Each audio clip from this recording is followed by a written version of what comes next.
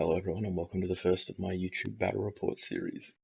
What I've got for you today is I'm taking part in one of the international Universal Battle tournaments run by the US ETC guys, and I've rocked up with a group of my mates running some Ogre Khans, and in my first round I was drawn up against the Infernal Dwarves of a British player called Jake. The thought process behind this list that I've submitted basically is that I've got two big and pretty decent combat units in the Mercenary Veterans and the Bruisers, and then I've got a bunch of support units that either shoot or fight or do a bit of both, that basically I hope will give me enough options in each game that I can sort of play aggressive if I need to or conservative if I'd rather do that, and rather than sort of sinking all my eggs in one basket of a big unit with all my characters or anything, even if I lose something, I should still have enough plays across the board that I can make up for a bad dice swing or a few bad decisions. And so far in my test games, that has worked out pretty well. But these US tournaments are all pretty difficult with a lot of the players. So this is the real gauntlet to give it a proper test in.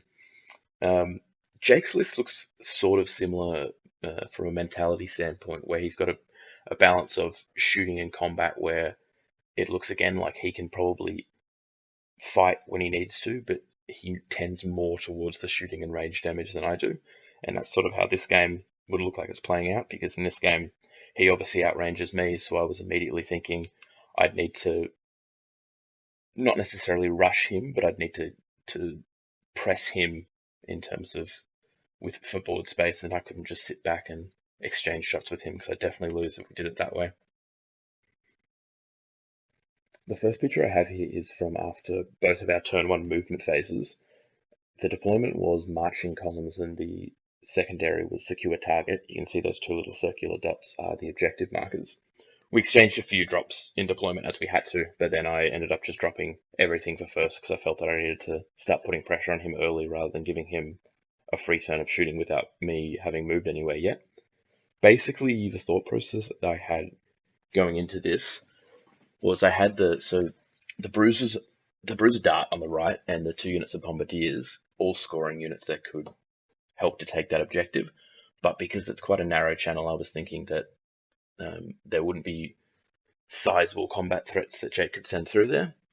So if I had my Oryx next to the house there where he could pivot whichever side he was needed, the range pressure that I have down there, I was hoping was going to be able to win me that objective, particularly because I have 2 reasonable combat threats. The Oryx, obviously, a lot better than the Bruisers, but everything there can fight pretty decently. And I felt that if I played that right, unless he stacked everything down that side and sort of gave up the center objective to me, I'd be a pretty good shot at getting that one. And then I just had my Merc-Vets, my big Merc-Vets, in the center near the Frost Mammoth, and then the big Bruisers and a few other units swinging around from the left. Jake basically counter-deploy with a bit of a refused flank, not really wanting to play on that left-hand side. Also because he's got less units and greater force concentration, so we wanted to narrow the area that the battle was going to be fought on.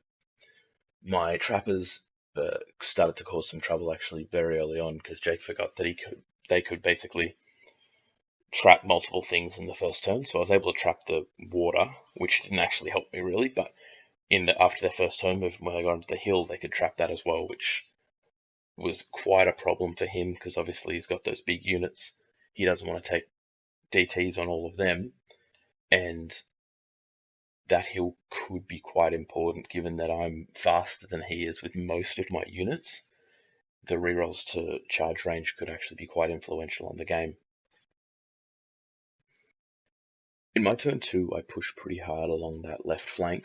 In the center, I actually charged the big Merc-Vets at the Turukin forces who were just touching the hill. I needed an 8 or a 9 on the dice, I think, but given where the Merc-Vets would end up if I got there, that'd be pretty troublesome for Jake. So we decided to flee that one. It rolled pretty high and actually went off the board. Put my Merc-Vets in a bit of a questionable position with some things staring down their flank, but I can always flee with them if I needed to. And I was able to get my chaff in the right place. So obviously the trappers who were already on the hill, standing in front of the Citadel Guard, and then my Sabertooth in front of the engine. And while it does cause terror with the Hunter within 18 inches on the Oryx below, that would have been a Leadership 9 test if he charged. So I was fairly confident that even if all went wrong, the unit would at least get away, and the only thing I'd really need to worry about is if it did all go wrong, the things that it ran through might run as well. The Oryx on the right-hand side failed its frenzy check at Vassal Cavalry, who were pushed up closer to the centre than they are now. You can see them at the top right-hand side with a little yellow cross next to them. They fled that charge, so the Oryx failed and sort of faced towards the house, blocking himself. The Kin Eater as well came on up the top to threaten his Titan mortar. Turn 3 things started to really heat up, with Jake pushing hard down that right flank, as you can see, with the Disciples of Lugar and the Taruk Anointed. And he just sort of shuffled around in the middle and was using all his firepower there, but keeping everything in the front to not give me any particularly easy charges. I did send the big bruisers and the small mercenary veterans on a long charge into the Bastion unit, but they both failed that one, unfortunately. The big unit of mercenary veterans in the middle took basically all the shots that Jake could send at them, and he ended up killing everyone except for the wizard and the champion left in that unit. With the Banner of Discipline dying, that meant that they had a non-rerollable Leadership 8 panic, which they failed. So they ran down the centre of the board towards that water feature, and in my turn they rallied, but sort of were looking there with not much left that they could fight and a lot of points that would be saved if I could just keep that one model alive. Over on the right hand side, where I moved my bruisers up near the board edge, basically what I did there was, with the way they're angled and with the board edge where it is, if the Anointed decided to charge them, they'd only be able to get one model in contact. So I'd have 7 strength 6 attacks going at him, and he'd have 4 strength 5 attacks going at me. So I felt like I was reasonably placed to probably win that combat overall, or at the very least hold him up for a little while and do some damage to the unit while I dealt with the Disciples of Lugar. On Jake's turn 3, he Ravens winged that Bastion unit up to the north where you can see them there. The picture we've got here is from after my movement phase, so the bruisers can see them at the moment, but when he moved them, they were out of line of sight of everything there.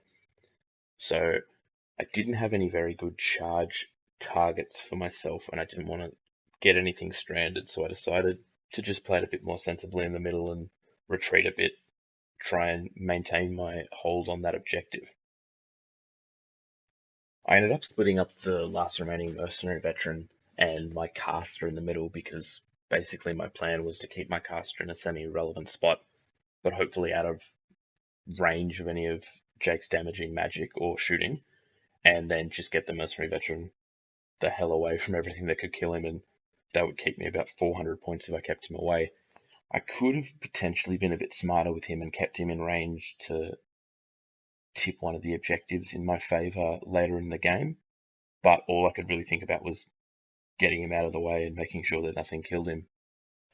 The only other thing that really mattered on this turn was that up in the north where the Kin Eater was fighting the mortar, he finished that one off, and then he turned around and charged the vassal unit that had turned around to him so it didn't get recharged, and was hoping to snipe out the vassal wizard there. Turn 4, Jake had pushed up that bastion block right near my bruises after the magic had sent away my cats on the left hand side and run them off the board. So I decided to take that charge, as well as declaring a charge with the Oryx, the Disciples of Lugar, over on the right.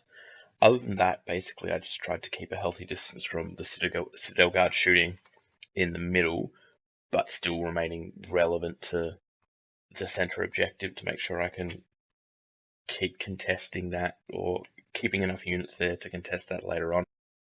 Up in the north, the Kin Eater managed to finish off the Vassal Wizard in that fight, and then just started to move on to dealing with the unit. I expected him to basically lose this one over time, but nothing else interesting had happened up where he was, or with the vassals, and taking away the Witchcraft caster was quite handy for the late turns of the game. With the bruiser combat in the middle, basically from the position that Jake put his Bastion unit, when I charged I could only get 2 bruisers in contact, I knew that before I made the charge, but I still figured with 12 strength 6 attacks, I'd be a pretty decent shot at winning the combat, particularly with impact hits and with stomps. I made a bit of a mistake where my wizard wasn't close enough to buff them properly, and I didn't really think about that during my movement phase. And the fact that my magic's actually quite low range. The Rod of Battle's only 12 inches, and most of the buffs are 18 inches. So keeping him in the center, he sort of was not relevant to either of the important fights going on, so that was a bit stupid. What actually happened in the combat was I did pretty poorly. Jake's Bastion with the crush attack did, I think, 3 wounds, and that was enough that he, with his ranks and his banner, won the combat by maybe 1 or 2, but I stuck around and held. Unfortunately, I'm in a pretty bad position with the caster, as you can see in the zoomed in picture. He's just above the hill there. He's got 4 wounds and a 4-up ward and a breath weapon, so him charging in, he's unlikely to die, and with the breath weapon, it's probably enough to tip the combat over into Jake's favour. So, in retrospect, it might have been a dumb idea that I took that charge, but I'm not actually sure that I could have gotten out of the threat of the Bastion.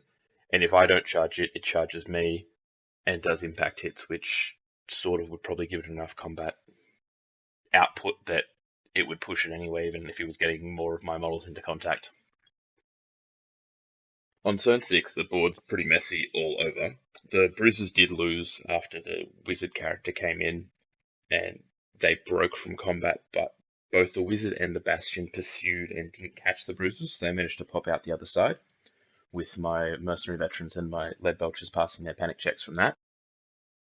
On my turn 6, unfortunately, the bruisers didn't rally, so they ended up giving up half points for their unit. Over on the right-hand side, after the Oryx had broken and chased down the disciples, I was in a little bit of a bind with where to put him and what to do, because the engine was bearing down on the spot that I needed my bombardiers to be, but I had a 600 point character who, if I just kept him away, I'd save all the points on. I ended up realizing that I guess the objective's more important than the character, even though he is reasonably expensive. So I popped him in front of the engine to make sure that the engine couldn't charge my bombardiers, and then moved the bombardiers up so that they're in range for taking that objective. And one of the units marched, but the other unit was able to shoot at short range at the Turuk Anointed, but unfortunately only did 1 more wound, so the unit lived in the end. But I did get half points for them, which was pretty nice. In the center of the board, my bombardiers were in sort of a similar position as the bruisers, where it was basically charge or be charged by that bastion unit. So I decided to send them in because I figured with a couple of impact hits and with 9 attacks, I actually felt like I had a pretty decent chance to do more wounds than the bastion unit. It really all depended on how the bastion's crush attack goes, because the unit's only giving out 4 strength 3 attacks, so they're not really all that scary. Or actually, there's 6, I think, on the bastion, so there's a few strength 3 attacks, but basically they might do a wound or 2, but I should do more than that with my attack, so it's just what happens with the crush attack was sort of my thinking. And realistically, if I lost the bombardier unit, it wasn't a disaster, but taking a chance to get that bastion unit would actually be pretty important for both the objective and a lot more points for me than I'd be losing by risking sending the lead belchers in. The mercenary veterans right beside them actually charged the wizard who was fighting the bruisers earlier. I think in the end they did 1 or 2 wounds to him. They didn't kill him, but he failed his discipline 8 or 9 break test, and with Swift Stride I managed to run him down, which is pretty nice. I did put consideration into keeping them there because obviously they're in range of the objective where they are, but they were giving the Citadel Guard a flank at that point, and I figured that rather than sort of take that risk of losing the unit, him rallying his general, I thought I'd just take the good shot at getting those points, because I didn't think it was likely that I was going to hold that center objective anyway.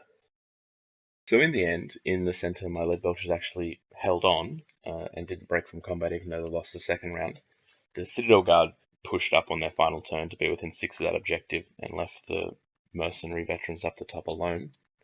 His Infernal Engine did charge the rocket rooks and killed it, but both the lead belcher units passed their panic check, which meant that in the end he held the center objective and I held the right objective, so that was a draw. And the lead belcher couple of wounds on the warriors in the bastion block actually did enough to get me half points for them, which was just enough to push this one to an 11-9 in my favor. It ended up being a really fun game and really engaging. Jake was a great opponent to play against, and it was quite interesting that a lot of the time when you play, you've got sort of by turn 4, you know where it's going, and turn 5 and 6 is just sort of mopping up the last remnants of someone's army. But in this game, it was pretty fun. There was a lot of tough decisions to be made, even in the very late stages of the game, which was really interesting. And I thought it was good to see two balanced lists playing against each other and working, I guess, the way that they were intended to, because as I sort of said at the start, we both had a lot of options with what to do in terms of if we wanted to sit back and shoot or what we wanted to push up and fight with. So it was pretty cool to see that for both of us, it worked that way in the game. An 11-9 to start off the tournament is, by my books, a pretty good start. I'm not really shooting for the stars, so I was pretty satisfied just to get a small win against a good opponent, and I'm pretty keen for the next one. Anyway, guys, I appreciate you sticking around for this whole video, and I hope you will look out for the next one, and I hope you enjoyed it all. Thanks, guys.